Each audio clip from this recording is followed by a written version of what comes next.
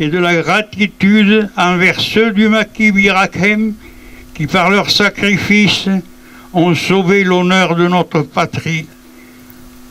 Honneur et gloire au maquis de Birakem, à ses morts, à ses chefs, à ses soldats. Je vous remercie. Quand on était à Douche, c'est 3 ans de ma vie, ça. On a parlé du colonel de Roquemorel qui commandait le maquis de Douche. Voilà une lettre qu'il m'avait envoyée. Ça, c'est son écriture, c'est une photocopie. C'est l'insigne du maquis Birakem. J'étais le seul, il n'y en avait personne qui l'avait là-haut. C'est pour ça que là-haut, j'ai mis aucune médaille, parce que c'était le colonel de Roquemorel qui m'avait décoré.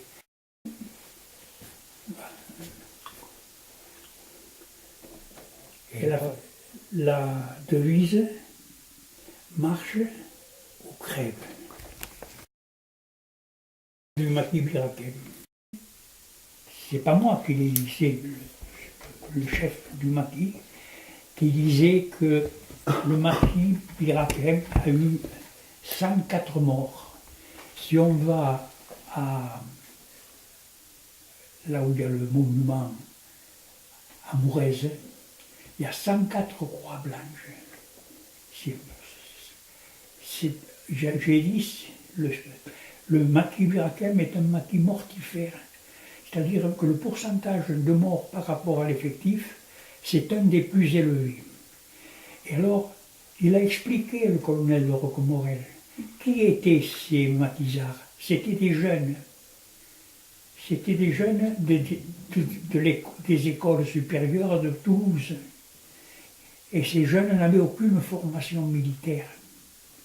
Et par conséquent, ils ont payé très lourd le manque de formation militaire.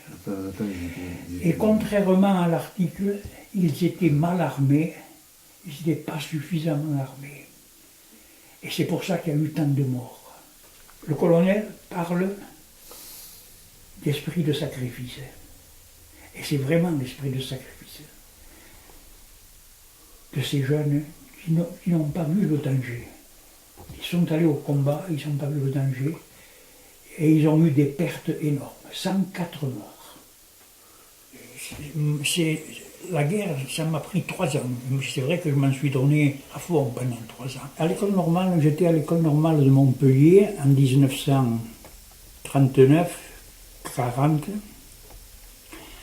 On nous a amenés à la Colombière. Ça ne s'appelait pas la Colombière à cette époque-là.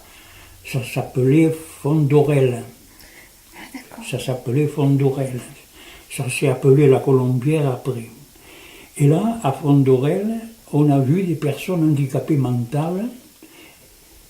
Et j'ai eu une impression très désagréable. C'était une prison avec des grandes barrières et des gens qui étaient un petit peu, comment je dirais, livrés à eux-mêmes. Ça m'a fait une impression très, très désagréable. Et à la Libération, notre unité a été logée à la Colombière, à Fondorel, parce que je ne me rappelle plus pourquoi, on était à Montpellier à ce moment-là, et il n'y avait plus personne à la Colombière. Tous les handicapés étaient morts. Morts de faim et morts, pas de mauvais traitement, morts de faim et morts de manque de soins. Et ça m'a donné, ça m'a fait réfléchir. Et j'ai pensé que je devais faire quelque chose pour ceux qui sont les déshérités, les plus faibles, et qui ont besoin de plus de soins. Et c'est pour ça que je me suis orienté vers les associations qui aident les personnes handicapées. Et ça a été donc un moment important de ma vie. C'est en dehors de ma profession. Parce que comme profession, j'ai été instituteur. J'ai été à l'école normale de Montpellier. Ensuite, j'ai passé une licence d'espagnol. Je suis devenu professeur d'espagnol et j'ai fini principal de collège. Principal de collège, ça c'est ma profession. Ça, c'est mon engagement pour les personnes handicapées. C'est moi qui ai créé la PAJH dans le département de l'Hérault. Mon nom au centre de plaisance et inauguration des foyers Robert Fallu. En présence de Monsieur Duplat, vous connaissez Monsieur Duplat, c'est le vice-président du Conseil général de l'Hérault, qui est chargé du handicap dans le département de l'Hérault. Là, on a créé un centre d'aide pour le travail qui s'appelle maintenant un ESAT, ça s'appelle plus CAT, ça s'appelle ESAT, et des foyers pour personnes handicapées. Et puis, dans le cadre de la reconversion minière, de la fermeture des mines, j'ai créé aussi la maison de retraite des Treilles, à Saint-Gervais-sur-Mar. J'étais élu du Languedoc-Roussillon pour représenter la mutualité du Languedoc-Roussillon au Conseil supérieur de la mutualité française à Paris. Conseil de la mutualité supérieure de la mutualité française qui a été dissous par M. Sarkozy il y a 1 an.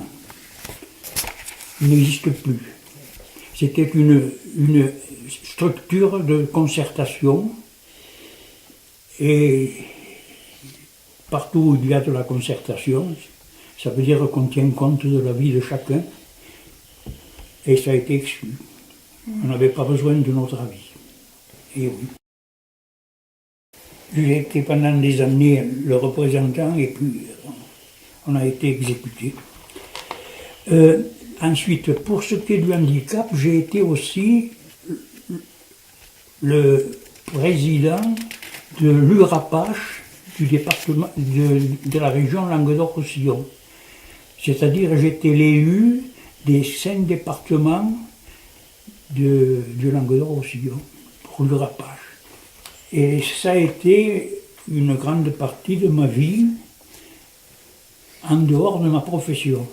Je crois qu'avec ma femme, aujourd'hui elle est fatiguée, vous la voyez, on a eu une vie heureuse. 91 ans. C'est son bouquet d'anniversaire d'hier. Hier c'était son anniversaire. Non, elle était originaire de Bédarieux. De Bédarieux. Moi j'étais catalan, je suis né à Prades, le pays de Pablo Casals. Parce que je jouais, ça c'est une autre partie de ma vie. Le maître Pablo Casals. Avec mon frère, qui est mort il y a 1 mois, on jouait le concerto pour 2 violons de Jean-Sébastien Bach en public. Mais à l'époque, je jouais à l'orchestre, en 1950, il y a eu le festival Jean-Sébastien Bach à Prades, pour le 200e anniversaire de la mort de Jean-Sébastien Bach. Et en 1950 à Prades, avec Pablo Casals, on a fait un festival Jean-Sébastien Bach, où on a joué que du c'est technique, hein,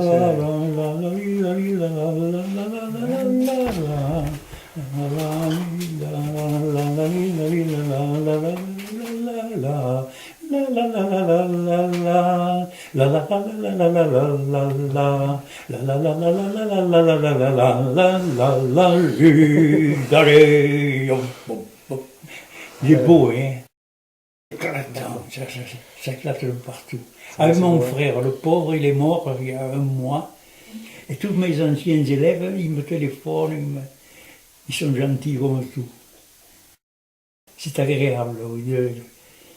Et oui, on a eu des atomes crochus particuliers. J'ai eu des élèves formidables, moi. Les élèves mauvais, je n'en ai jamais eu. Ceux qui sont mauvais, c'est les professeurs, c'est pas les élèves.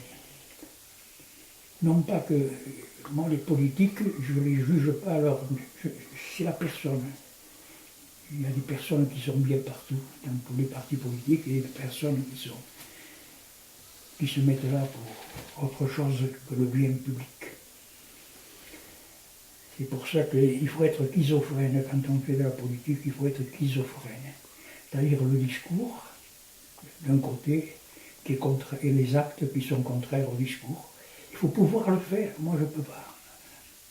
Je suis l'ancien maire, c'est Jacot qui m'a succédé. Jacot, c'est un élève de Denise.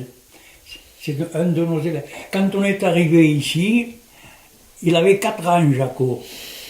Et il était au cours préparatoire. C'est ma femme qui lui a appris à lire. Institutrice, oui. Elle était directrice d'école à Olonzac. Moi, j'étais directeur principal du collège d'Olonzac et elle était directrice des écoles primaires à Olonzac. Jacot est devenu maire en 1995. Jean-Luc Falip, c'est mon élève. Je l'ai eu, moi, pendant 4 ans en espagnol, je l'ai eu au collège. S'il y avait une véritable démocratie, le maire de Rosy serait un sanglier ou un mouflon. Au nombre, par le nombre, oui.